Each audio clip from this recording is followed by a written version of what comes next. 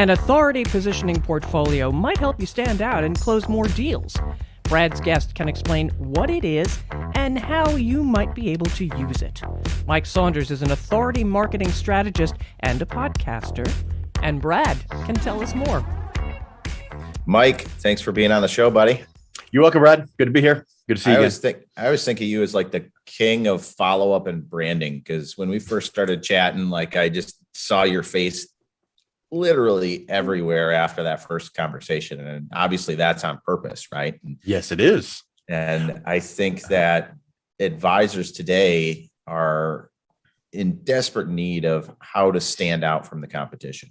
And, the news is doing the work for us as far as, getting people concerned about their finances, but how do you pick one advisor over the other?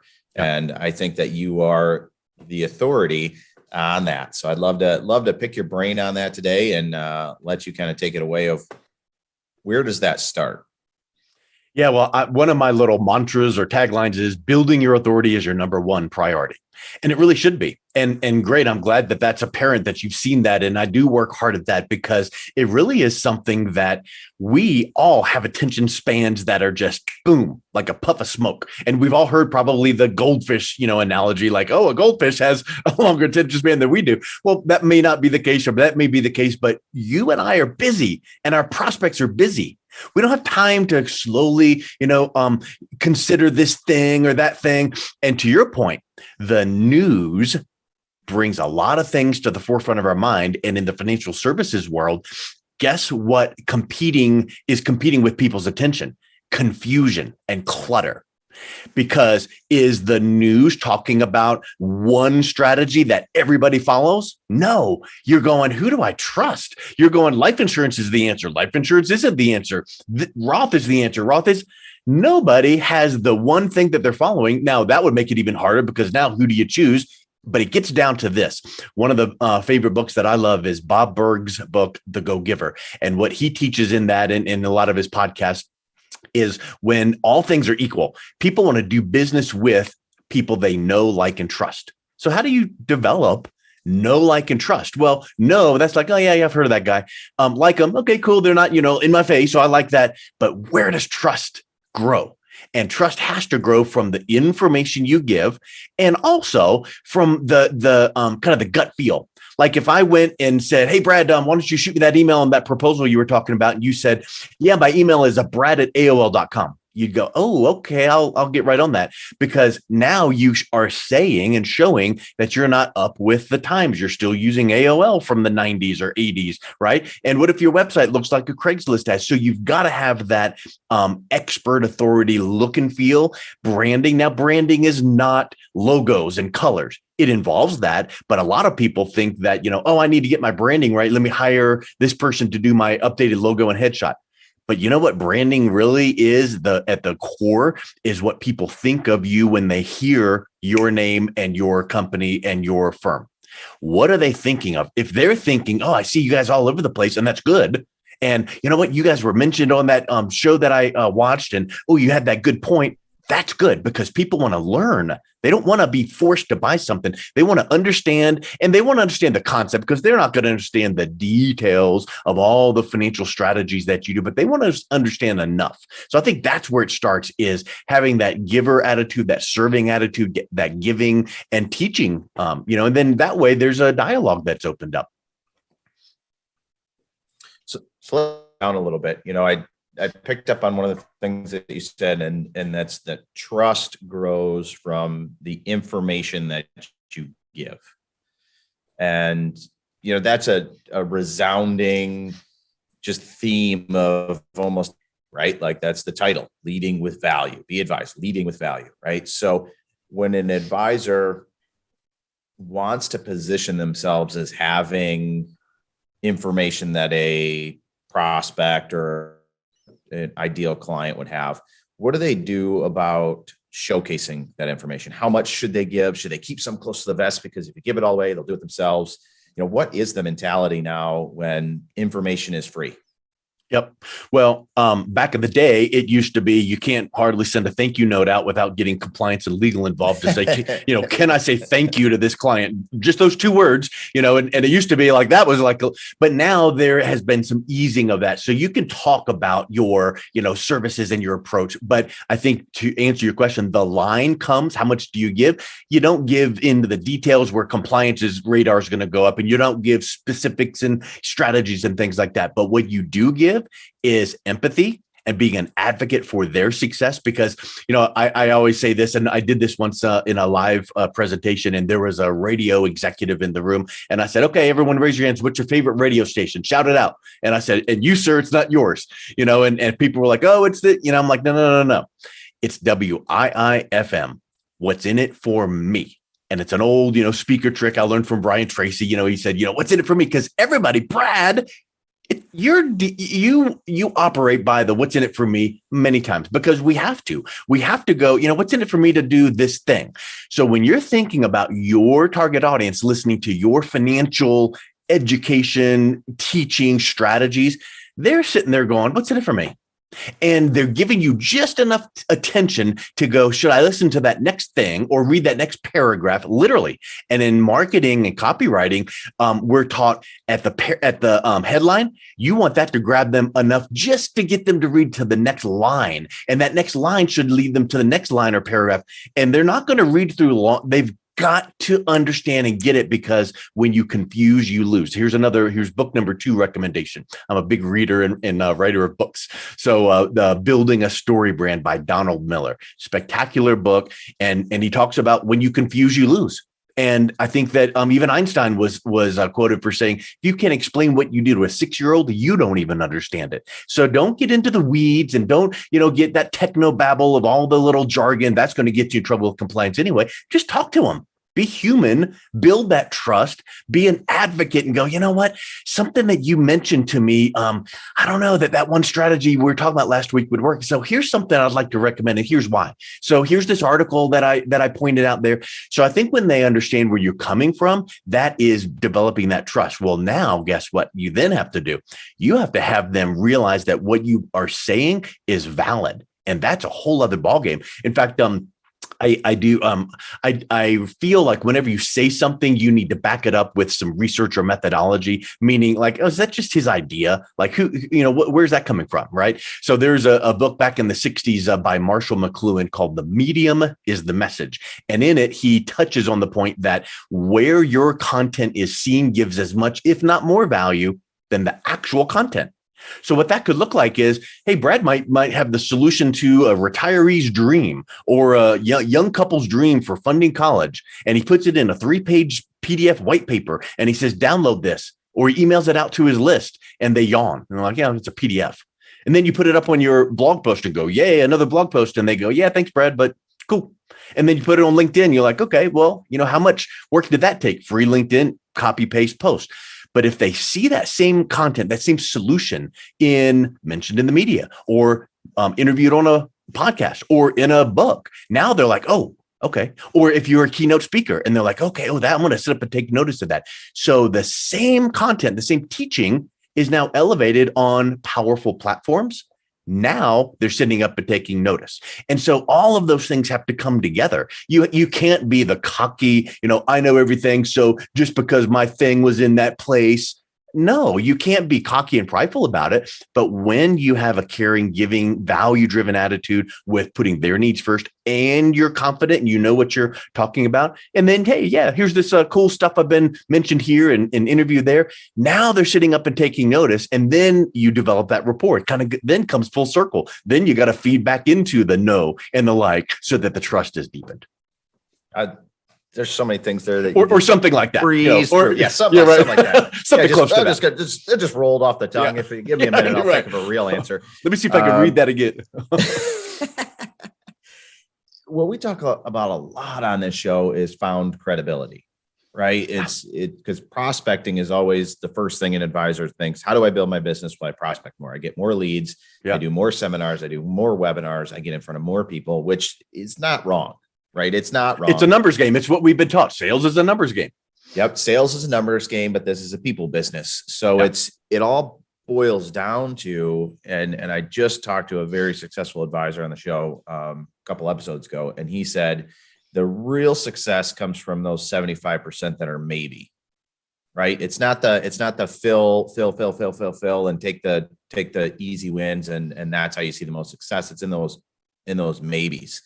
And I think you hit it right on the head. Like where your content is found is almost as important or more important than the content itself.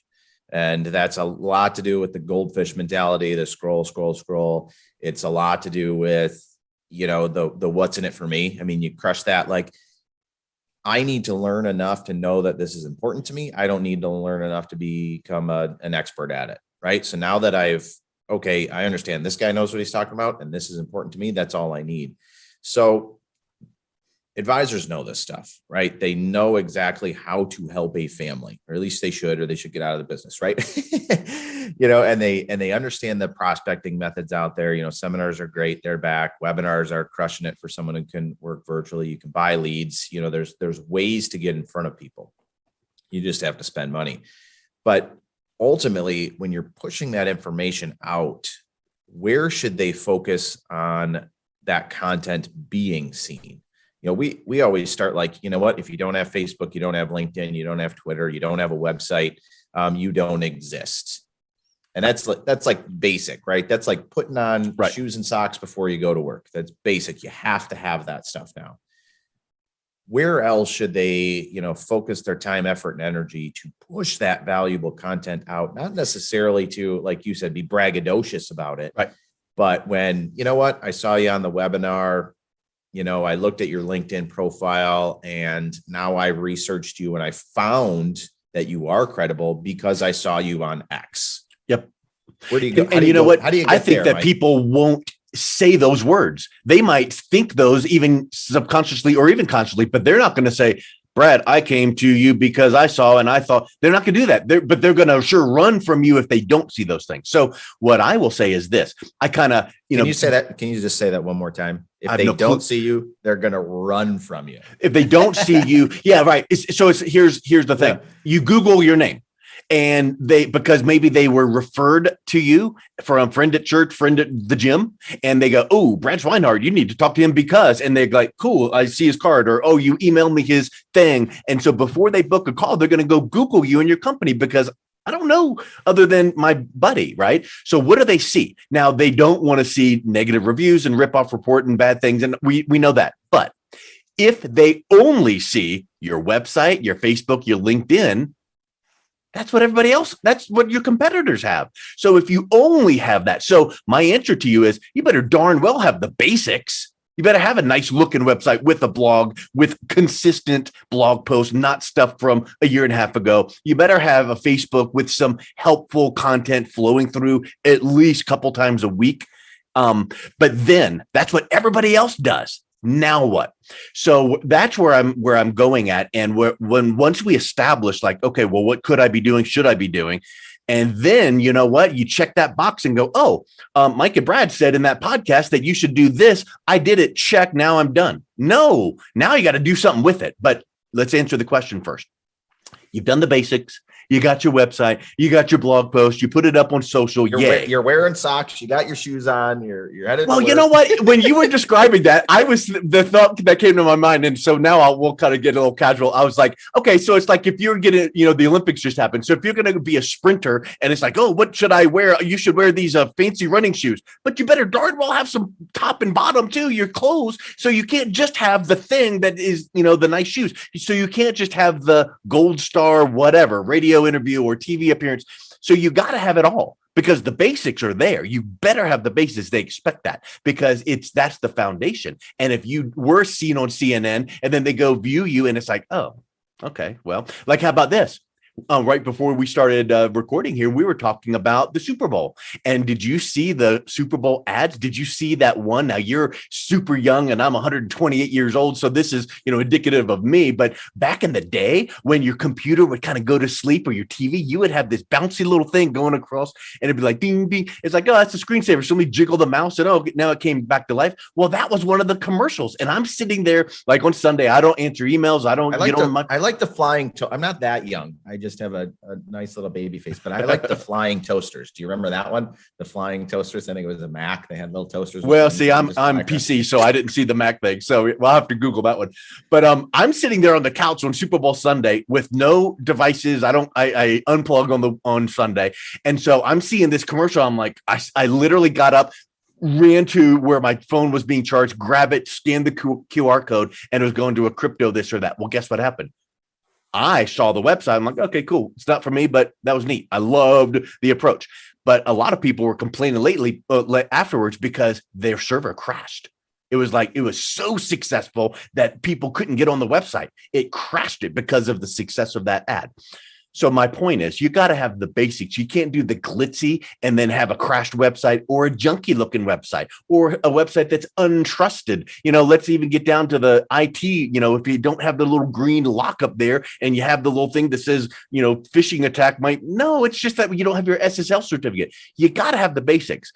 But once all that is done, and in your mind that how you can help families with planning for their retirement, planning for their future, you better do what I've got, one of my teaching programs is called Authoritize Your Agency. You better authoritize yourself, your messaging. And you know what happens? When you start seeing yourself out there on, I was mentioned in the media. I've been interviewed on some podcasts. Hey, I was a collaborator in this book, or I came out with my own book. Now you start kind of sitting up and talking a little bit more confident. You find confidence in yourself more so. And that little subconscious twist in how you're delivering to your prospects and your webinars and your seminars, that alone is huge. But let's get back to where it should be. Well, do things that are easy for you. My favorite thing about this, and hang on, I know I'm interrupting you. My favorite thing about this interview so far is I ask you a question, you talk for 5 minutes of awesome value, and then you say, okay, now let's answer the question. So, yeah, right. So let me set the stage. That's kind of that. And then when you were like, can you repeat that? I'm like, oh no, what did I just say? Because when I do coaching sessions, I'll record it because I'm like, I'm going to say something that I can't repeat that you didn't take notes on. So let's watch this back because it's just awesomeness when you can. And let me tell you something, another interesting point, what you just brought up. There tends to be a disconnect between your head and your hands. If you said to me, hey, Mike, shoot me an email, write me a one pager on the blah, blah, blah, and I start typing it, it's like, here's the basics.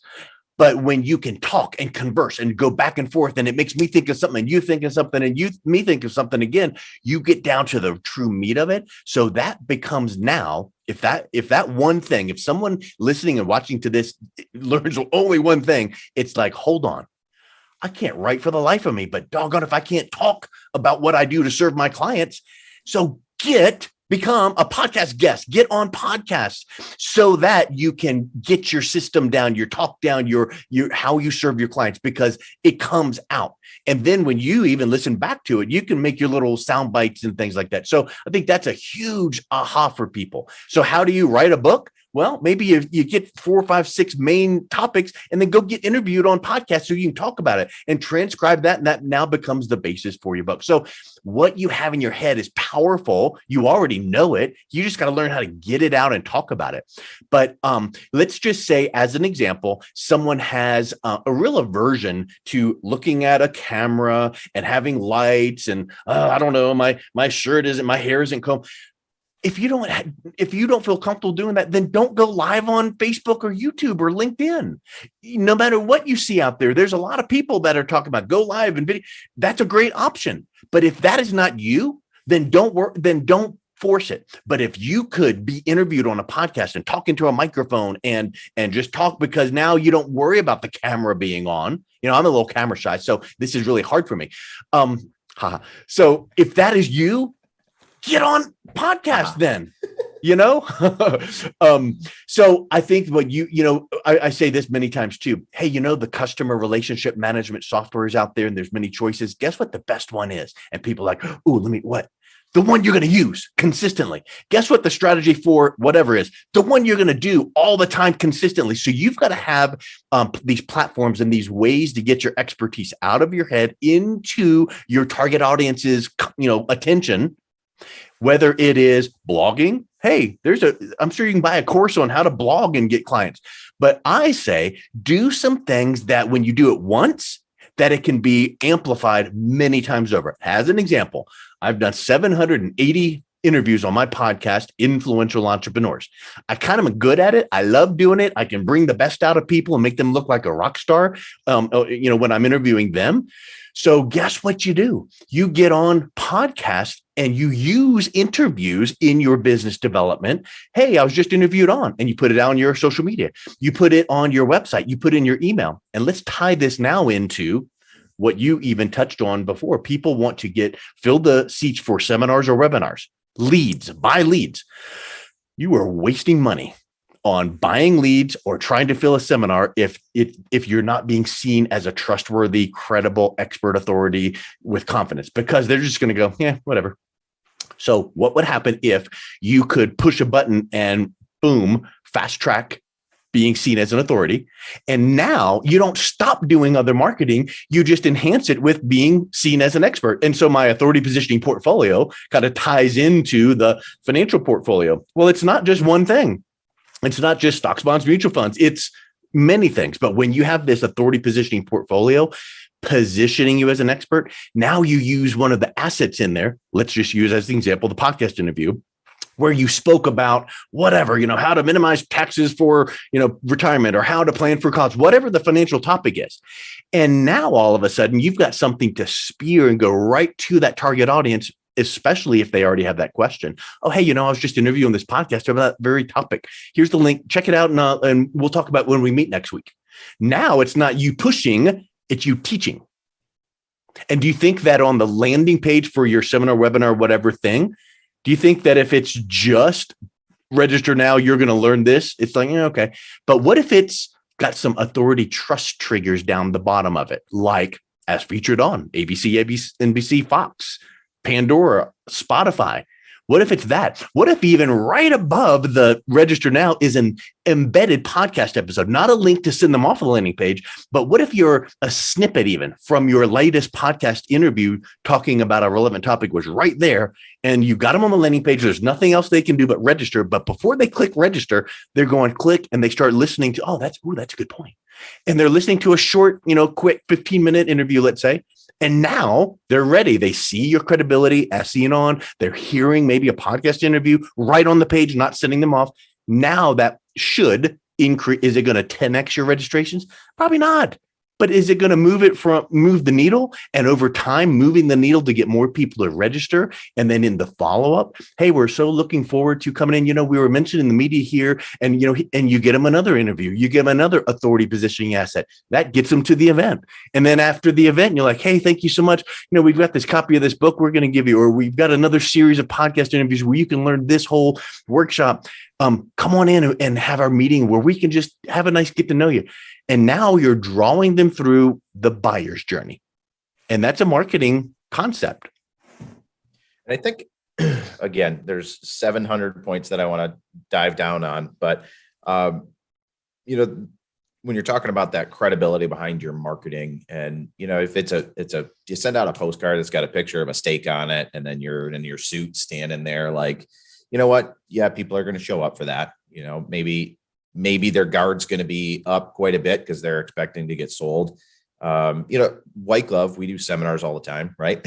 That's what we do. Yep. And 90% of them, there's no food. And we use that same idea, though. We use the credibility behind the educational event to generate registrations. They don't care who Mike is. They don't care who Brad is. They care, is this event credible? Yep. Is it Better Business Bureau rated? Is it 5-star rated on Facebook? And that's how we have seen massive success. And sometimes explaining that to advisors of how you need to have credibility behind the event before you necessarily put your face out there. And not to dog on the real estate industry, but, think about it. I don't understand why I see ads for realtors. There's a funny way to pronounce it that I always get wrong. Why do you see an ad with their face on it when you haven't ever addressed the fact of what they need and what they learn? Like, why wouldn't I show, a dream home or a simple walkthrough of a mortgage process to help somebody? Like, lead with that value before it's just, hey, my face, do you want to buy a house? Yep. So those are some of the things that I always just think about that in our industry. Right. And one of the things that advisors just have to understand, and anyone in sales has to understand, is there's going to be that percentage of people that say, yes, I'm interested, sign me up, and I'm ready to go. And it's funny that you mentioned CRMs, because, half the time, if it's an Excel document on your laptop, it's better than a piece of paper in your desk drawer, right? But wherever you get to, you have to be able to stay in front of those people when that light bulb goes off. There's two ways to pick up a client. There's only two. One, you do something, say something, provide something that turns the light on for them, and they say, oh my God, I need that. I have those concerns. I need them addressed. That's it. Number one. That's what everybody loves, right? Because they say something and someone says, oh my God, I need to work with you. And that makes everybody feel good. And the only other way to do it is to be there when that light bulb turns on for themselves. When something in their life happens, when they've hit that right age, when their kids go off to college, when the retirement fund changes, when the tax, concerns because of the president's doing X, Y, and Z, when that light bulb comes on for themselves, you have to be there. And that's exactly what Mike's talking about today, is how can you be there? How can you continually provide value? How can you do it in a effective and efficient way? So when you do a podcast, you do a snippet, you do something you're comfortable with, how do you repurpose that and position it in places that they will find, right? Back to that found credibility, elevating your brand. And again, I love that your brand's not a logo. It's not a headshot. Your brand is what they think of when they see you. And how you answer questions that they may not be asking. And have you ever heard of the FAQ and the SAQ? No, tell me. So way back in the day, Mike Koenig's, he came out with, he's like a marketing guru in the marketing world. He came out with Traffic Geyser. And now he's like a sought out leader in marketing. And I learned this from him, and I interviewed him on my podcast once. And it was just like amazing, because it's like, yes, I love learning from you. Well, every advisor knows that, well, there's frequently asked questions, FAQs. Yeah. And what is the whatever? But what you should be focusing on is the SAQs, the should ask questions. And these are the questions that if that prospect knew to ask, if they should be asking them, but they don't know, because from a psychological standpoint, you don't know what you don't know. So if you then know and study your market enough to realize that, okay, you know what, let's get past the service, because of course we have friendly staff and whatever the case is, been around for 10 years, all of that normal stuff. But when you dive in deep and go, ooh, have you considered, and you have 3 to 5 should ask questions. And now a ninja strategy, like, don't just get on a podcast and go, oh, my name is, and we do this, and we empower the community and serve our neighbors with, and okay, call it. No, that's good for the first 45 seconds. But what if you could have one of those should ask questions that you go, hey, you know what, Brad, a lot of people ask us whatever. And you're like, let me just explain a couple of things that people should consider. They really don't realize the fact that, and they really should think about this. And now what's happening is that listener is going, oh, that's insight. They're not pushing me. In fact, there's here comes book recommendation number 3, The Ultimate Sales Machine by Chet Holmes. Killer book. And basic, one of the teachings is you need to teach and educate, not sell and tell. And when you teach and educate, people kind of intrinsically go, oh, Brad's kind of, okay, I could trust him because he's pointing me into the direction of that article or this piece. And what if that article or that piece of learning to substantiate one of those deeper should ask questions? What if that is, oh, an authority positioning asset that Brad wrote for Forbes, or when he was interviewed on, or when he was mentioned, oh, let me Google his name, because you know what? Like you mentioned, these seminars. What if someone's sitting in that seminar and out walks advisor A and they're like, hey, welcome. And here comes in the back of the room, their logo and their name. Guess what they're doing? Jumping on their phone, Googling their name and their company. What do they see? Well, you want all of this to work together. Now, if you've got wonderful branding and positioning and all of that, and then you can't put 2 words together and you come off kind of feeling a little, I don't know. You've got to have it all. You've got to have some good confidence and all of that. But I think that's a huge point for people to keep in mind. I love that. And we're coming up on time here. So I want to dive so deeply into the FAQ, SAQ, but we don't have, so maybe we'll bring you back on and we'll talk about that. Cause I love the should ask questions. Cause I think you could really lead with that. Like, this is what people normally ask. This is what they should ask. And way back when I was a teenager in my early 20s, worked in construction retail. And it was so often people would come in, they'd have a project. I want to remodel my bathroom. I want to build a deck. I want to build a house, whatever it was. And they would ask the questions they thought they should be asking. But more importantly was to give them the answers to the questions that they really should be asking. And you as an expert know those. You know, they could say, hey, what's the interest rate on this? And or what's the return on that? But what they should be really asking are questions that you know. So let me leave you with one thing on that one topic that will. Well, that's good. Well, hang on, because I was going to say you get one thing to say. So okay, then here's my last point on this, and then we'll wrap up with whatever you want. So you know how every prospect to a financial services advisor only talks to them, right? And then they hire them. You know, they talk to several. That's how it works. Right? Okay. So what if you had this document that said the top 3 critical questions you must ask a financial services professional before hiring them? And what if those were 3 should ask questions? And what if in that document is your financial advisor professional that you are interviewing, talking to should answer it this way? So now here they are, let me grab my piece of paper. Here they are, like either a piece of paper they printed out or the email that they're looking at, and they're talking to advisor and they're like, hey, so how do you guys handle the, and it's should ask question number 1. And you listen to what they say. And if they fumble and bumble, they're like, oh, well, Brad told me they ought to be saying this. Well, what are they doing? They're comparing everything up against you.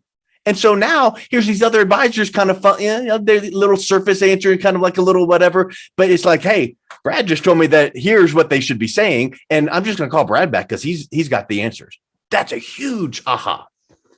I love that. And that reminds me of one book recommendation is The Wedge. If you haven't read that yet, I mean, any sales advisor, anybody out there should read that. And that's how to, because you're spot on. They're not just talking to you.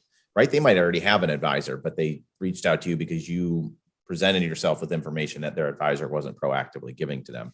And on the flip side of that, your clients may be thinking the same thing. If you're not proactively doing the same thing for your clients that you would be doing for an ideal prospect, you're missing out on a great deal of business and referral opportunities. So I love that you mentioned that you unplug on Sundays. And as we wrap up here, maybe you could just tell us why in the heck you do that. I'm a workaholic. Sundays, I might have a Sunday project. That's what I call it. But I love the idea of taking that phone, putting it in a drawer and just ignoring it. Yep. So let's learn a little bit about Mike on his weekends off when this comes down, and we'll wrap it up here, man. Sounds good. So I'm a very values-driven, family-driven dude with a wife and 4 kids, ages 18 to 23. My oldest daughter just got engaged last week. 2 are in college. One's in grad school. That. So I literally work half days on Saturday, but then Saturday afternoon is Sunday, and then Sunday we're at church. Sunday morning, Sunday night, Wednesday night. So it's like, you know what? From the disconnect from technology standpoint, from the spending time with family. And you know what? Don't you find that if you take a full day or 2 off and you're driving up the mountains or riding your mountain bike or whatever, some of these great ideas happen. So I will say that there will be that little piece of paper that I'm like, I'm not going to go online, but I'm going to write this thing down so I don't forget about it. So next week I'm going to jump on it. But you need that downtime. You need the time to where you're just like relaxing, reading, okay, here's another little, not damaging confession, but I'm a book reader, love books, and I'm all about marketing and sales and all of that. But 2 Christmases ago, my mother-in-law got me the first 10 books of the Hardy Boys. And I read those when I was 10. And you know what? I read them again because I sometimes just like, I don't need that heavy, marketing strategy. Give me a Saturday, Sunday afternoon where I'm reading the Hardy Boys. And it's like, okay, now I feel like I'm kind of, getting cash. I love that. Yeah. I love that. Mike, thanks so much for being on, man. It was a great episode. Tons of valuable. We're going to get you back on because there's probably 6 or 7 things that I want to dive a lot deeper on. So happy to help. We'll keep that conversation going. So, thanks, my friend. Sir. Brad, you're right. There was so much great information in there. Mike Saunders, authority marketing strategist with Brad Swineheart, the host of Be Advised, Leading with Value. Follow the podcast for the latest shows, and please share with colleagues and friends.